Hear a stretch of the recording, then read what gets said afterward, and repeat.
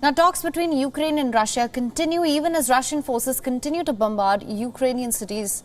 And on an optimistic note, President Zelenskyy said that peace talks were sounding more realistic, but there was still more time needed for a breakthrough. Працювати кожному на своєму місці, кожному, в тому числі нашим представникам, нашій делегації у переговорах з Російською Федерацією. Це важливо. Складно, але важливо, тому що будь-яка війна завершується угодою. Зустрічі тривають. Як мені доповідають, позиції на переговорах звучать вже реалістичніше. Проте ще необхідний час, щоб рішення були в інтересах саме України. A member of Ukrainian delegation also said that while there were fundamental contradictions in talks, a compromise is still possible. Both sides have in recent days signaled progress in negotiations. Russian Foreign Minister Sergei Lavrov said on Tuesday that talks are focusing on giving Ukraine neutral military status as well as demilitarizing Ukraine. During the talks, Russia has continued to press Ukraine to formally renounce its intention of joining NATO and formally recognize the breakaway provinces of Donetsk and Luhansk and Crimea. Meanwhile, Turkish Foreign Minister will fly to Russia and Ukraine to facilitate ceasefire talks between the two warring countries.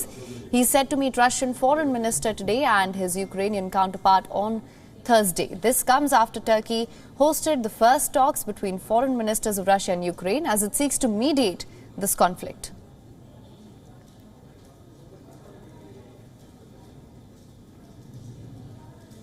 And for more on this, joining us live from Ukraine is Olga Tokaryuk, who is an independent journalist and a non-resident fellow at Center for European Policy Analysis. Thank you so much for joining us.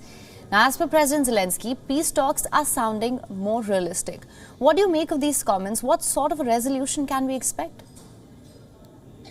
Hello, and thank you for having me. Well, President Zelenskyy indeed said that Russian demands are sounding more realistic. That's what was understood about his statement, that he was referring specifically to Russia's demands. And we don't know what are these demands at the moment exactly. Well, we know that at the beginning of its invasion of Ukraine, Russia was talking about the overthrow of the government in Ukraine. Apparently, that is not on the table anymore. They are ready to engage to speak with the current Ukrainian leadership, are not demanding to depose them anymore.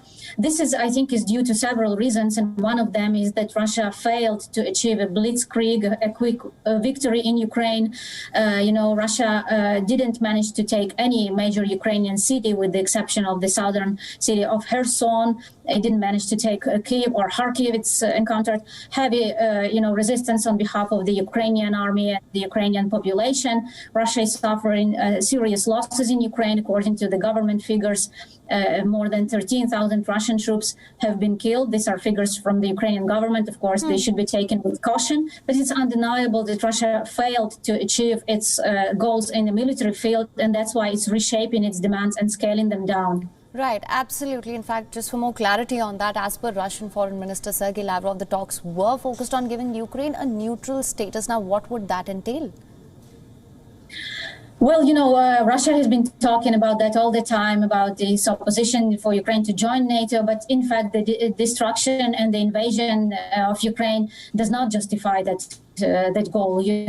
Russia is targeting civilians, indiscriminately killing children, pregnant women, and people. It was never, in fact, about NATO membership of Ukraine. Russia has signaled that it wants to destroy Ukrainian statehood.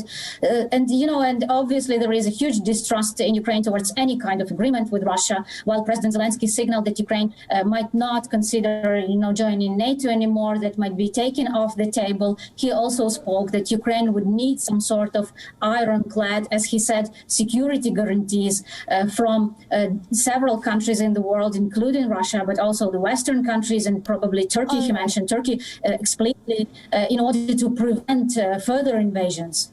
All right. Now, also, even though there may be a positive shift in the talks, we know that the situation on ground is still grim and volatile. There are many cities in Ukraine under constant attack by the Russian forces. How do you see the situation unfolding in the days to come? Yes, indeed. While Russian forces are experiencing difficulties in the ground offensive, they are being repelled by Ukrainian troops.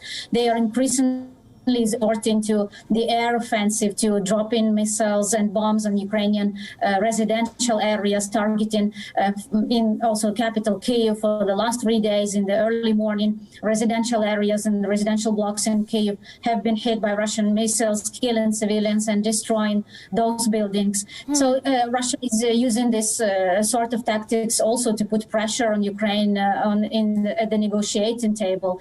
And the situation in Mariupol, of course, remains very dire. Probably it's the most difficult situation in all of Ukraine.